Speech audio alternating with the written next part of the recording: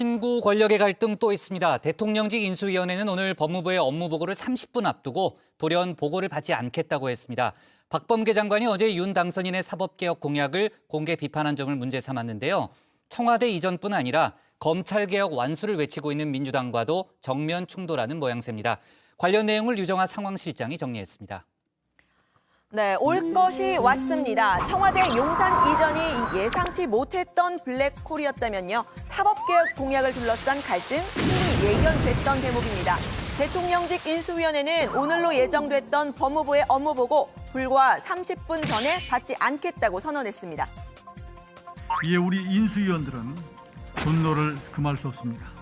우리 정무사법 행정분과 인수위원들은 오늘 오전에 예정되어 있던 법무부 업무 보고는 무의미하다고 판단하고 서로 냉각기를 갖고 숙려의 시간이 필요하다고 생각해서 오늘 아침 이른 시간에 법무부의 업무 보고 일정의 연기를 통보했습니다.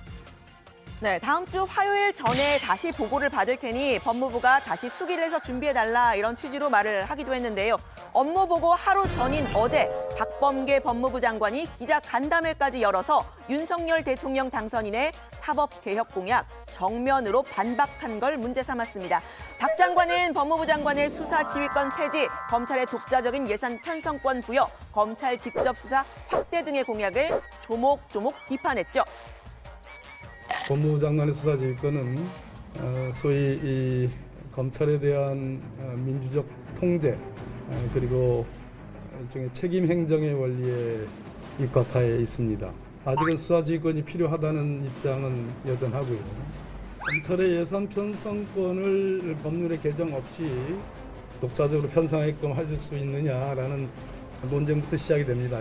그 집행의 투명성을 어떻게 담보할 거냐, 특히 특수활동비의 투명성의 문제는 어떻게 할 것이냐, 그 감독은 어떻게 할 것이냐. 새 정부가 지난번 직제개편안을 바꾸려 하면 대통령령이기 때문에 얼마든지 쉽게 바꿀 수 있을 것입니다. 그걸 어쩌겠습니까? 검찰이 수사를 많이 한다고 해서 반드시 그것이 검찰을 위해서 좋은 길이냐 하는 것은 저는 동의하기 어렵습니다.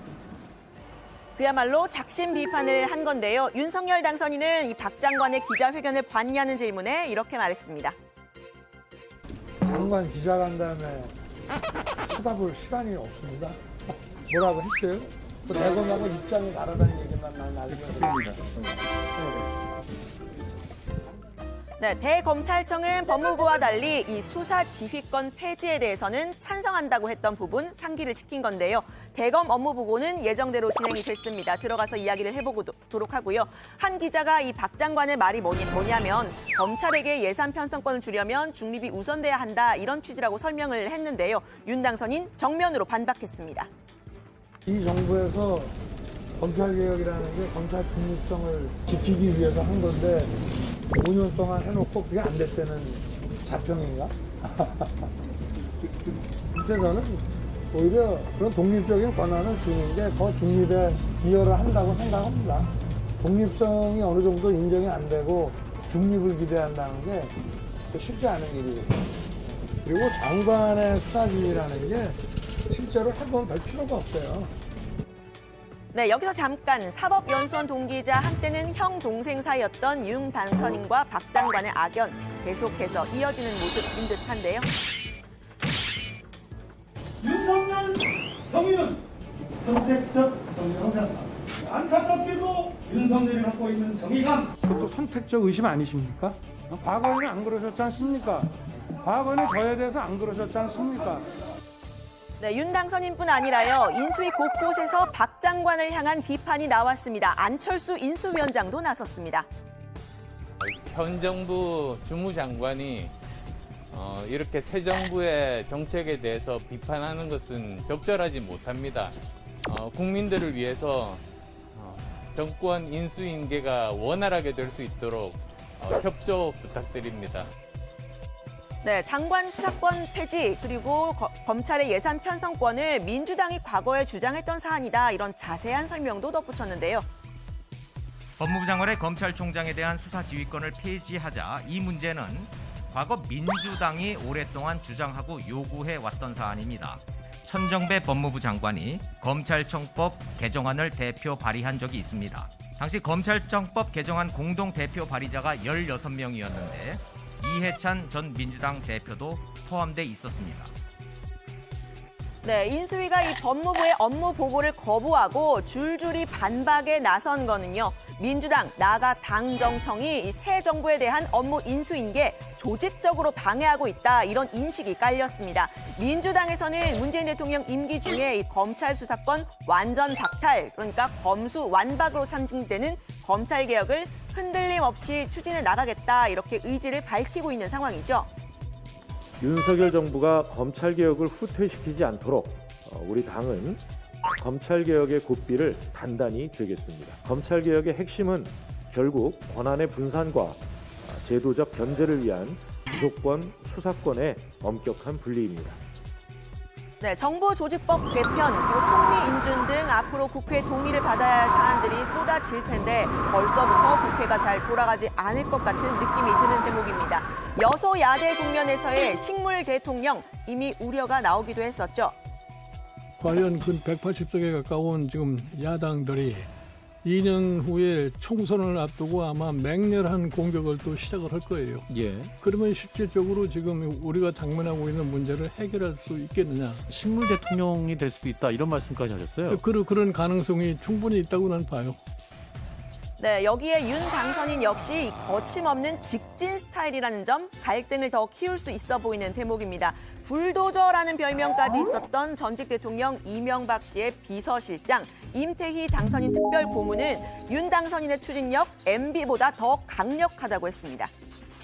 이명박 대통령께서는 기업에서 일도 하시고 네. 또 정치도 하셔서 굉장히 이 직진을 하더라도 네. 앞에 뭐 걸리는 게 있나 하는 거를 두들겨 보고 직진하시는 스타일인데 네. 지금 이제 우리 윤 당선자님은 네. 이 정치 경력이 사실 짧지 않습니까? 네. 예, 그래서 그 직진을 더 강력하게 직진하는 스타일로 보입니다. 네, 이런 불협화음에 대한 우려, 기후위기를 간절히 바라보고요.